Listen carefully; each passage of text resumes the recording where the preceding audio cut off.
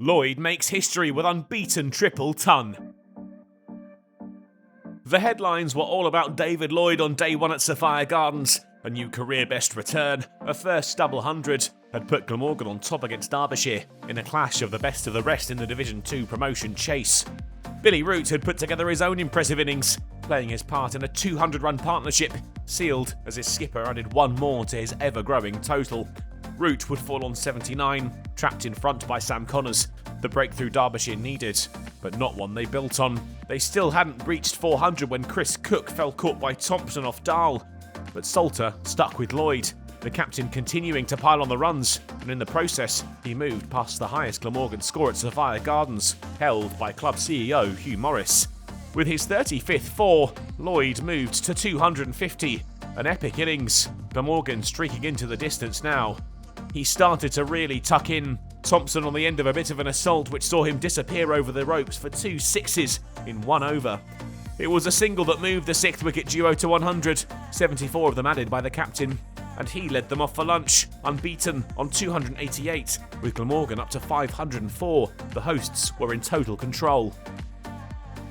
Only 2 Glamorgan batters had ever reached 300, Sam Northeast one of them a few weeks ago, but David Lloyd became the third.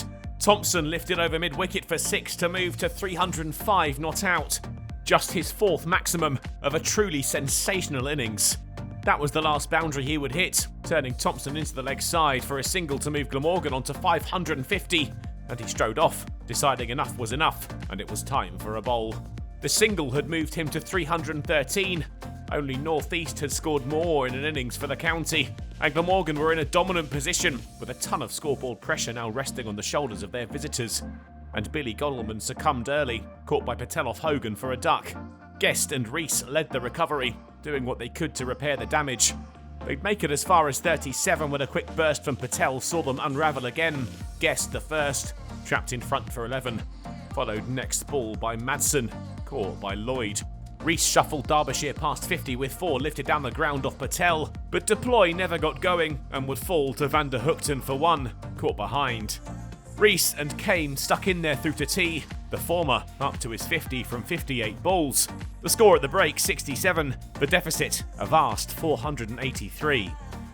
But after reaching 50, Rees fell after the break, caught behind off Salter to leave Derbyshire 5 down and still yet to make 100. It took them some time to settle, but they had help from the hosts. Kane happy with the single, the 4 overthrows saw them move to 3 figures. He and Dahl were watchful, but the number 7 started to find some fluency, and in turn the ropes. The fragility once on show gave way to a more resilient showing from the pair, moving to a 50 partnership with 4 late in the day.